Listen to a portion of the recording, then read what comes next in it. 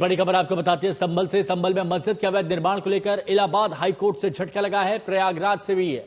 ये बड़ी खबर आपको बता रहे हैं संभल से। संभल में मस्जिद पक्ष को इलाहाबाद हाईकोर्ट से झटका लगा है। अहम और बड़ी खबर। अब याद, ये जो आप तस्वीरें देख रहे हैं, 4 दिन का वक्त दिया गया था और 4 दिन का वक्त देने के साथ ही कल वो तस्वीरें भी देखी गई थी जब जुमे की नमाज के बाद मस्जिद कमेटी के लोग ही हथौड़े से मस्जिद को तोड़ रहे थे, क्योंकि सरकार की जमीन पर यह मस्जिद बनी थी। अवैध निर्माण किया गया था, अवैध मस्जिद थी ये। पुलिस बुलडोजर लेकर तोड़ने गई थी, लेकिन फिर 4 दिन की मोहलत दी और इस दौरान मस्जिद कमेटी के लोगों ने खुद से ही हथौड़े से इस मस्जिद को तोड़ना शुरू कर दिया था।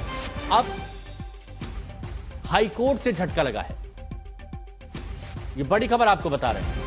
सरकारी जमीन, तालाब और सरकारी जमीन पर बनी मस्जिद के ध्वस्तीकरण से जुड़ी यह बड़ी खबर है। इलाहाबाद हाईकोर्ट में मस्जिद की ओर से दाखिल याचिका पर सुनवाई हुई और अंतिम राहत नहीं दी गई है।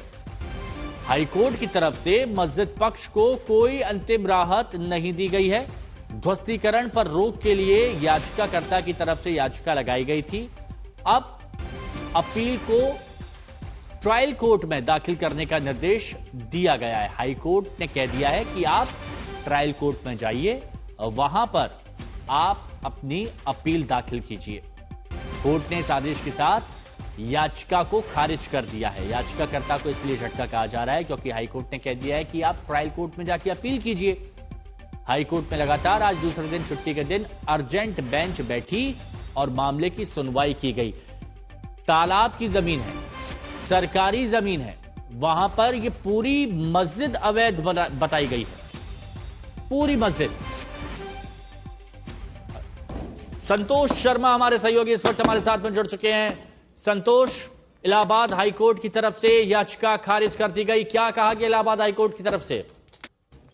देखिए, इलाहाबाद हाईकोर्ट की तरफ से संभल के मामले में दाखिल की गई याचिका में साफ तौर पर कह दिया गया कि लोअर कोर्ट में जाकर के अपील दाखिल करें। और सबसे बड़ी बात कि जो याचिका दाखिल की गई थी उसके पीछे मंशा थी कि ध्वस्तीकरण का जो आदेश दिया गया था और इंतजामिया कमेटी ने भी वादा किया था कि उनको 4 दिन का वक्त दे दिया जाए और इस 4 दिन के वक्त के दौरान उनको ये स्ट्रैटेजी थी कि हाईकोर्ट से स्टे मिल जाएगा। लेकिन हाईकोर्ट ने सीधे से कोई भी अंतरिम राहत नहीं दी है, किसी भी तरीके की राहत नहीं दी है।